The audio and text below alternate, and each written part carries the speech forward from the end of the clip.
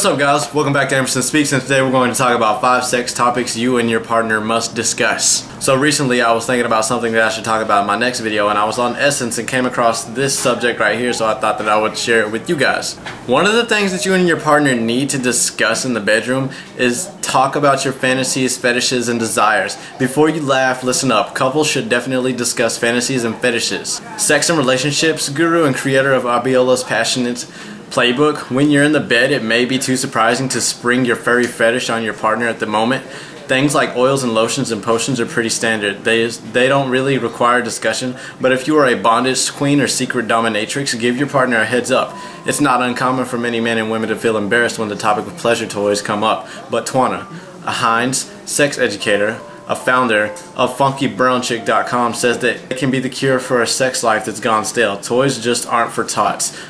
Especially in long-term relationships, sex can begin to feel routine. From simple lotions to furry handcuffs, fun accessories help turn the heat up. Now, I don't know about you guys, I agree with this, because bringing stuff like this into the relationship sexually will help you out, and you can explore each other's fantasies and all that fetishes and all the little dark, devious mischiefs that they have going on in their mind. Also, I think that it's a necessity and a must, and it should be common in every relationship to talk about your fantasies and fetishes. But, oh babe, I want to put this butt plug inside you. You want to use these anal beads. The second thing you need to talk about is discussing your sexual history and future plans. Remember in high school and sex ed class when your teacher warned you when you have sex with someone, you're having sex with everyone they'd ever have sex with? As disgusting as it sounded back then, the truth is they were right.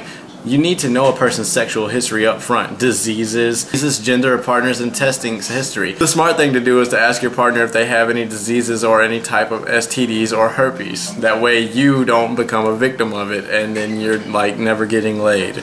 Family planning is also an important part of the pre-sex discussion, and Heinz suggests you also talk to your partner about using birth control methods too. If you're like Christian Grey, then you probably hate using condoms. I don't like them either. Nothing is more uncomfortable than dealing with an unplanned pregnancy. Before either of you are truly ready to become parents, discuss this and make sure that you are safe. Safety first. Or not if you're into that whipping and floggers. 3. Make sure you're exclusive. Could your lover have another? Like it or not everyone's definition of a committed relationship is the same. People have different definitions of everything. Like people have different definitions of cheating. Oh, and the whole best friend thing, I don't buy that, because I know us guys are sleazeballs, and girls, they aren't all faithful, so you can't trust everyone. Having straightforward conversations about whether or not you're sexually exclusive reduces confusion. 4. Swap calendars. You like it in the mornings, but they're more of a night owl. You're more comfortable having sex 3 times a week, but your partner's more like a 3 times a month guy.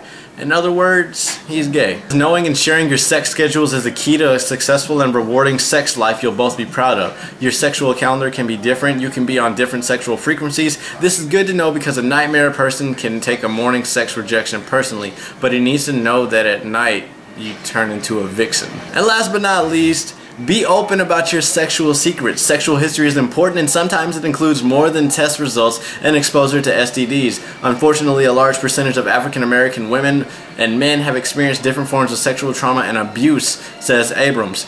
In order to have healthy sexual expression in the bedroom, it's a good idea that partners are honest about what has happened to them, the good, the bad, and the ugly. So you need to make sure that your partner is comfortable with you telling that stuff, and you're comfortable with telling them, like, hey, when I was like 23, I got raped by like this gigantic bear, and its dick was super stupid, and I didn't know what to do about that. But how do you approach a touchy subject? You're wondering. It's best for partners to initiate this conversation one-on-one in private, out of the bedroom, in a safe place, advises Abrams. You know, because you'd be like, hey, were you raped when you were younger, and you have her pinned down on the bed, I'm pretty sure she's not going to have pretty fucking memories. You can begin by letting your partner know that you have something serious to discuss with them and that you feel uncomfortable about the conversation but want to be honest. Acknowledging the discomfort in this is always helpful in any serious conversation. So do best to push past your awkwardness and get through your story. The conversation will bring you closer.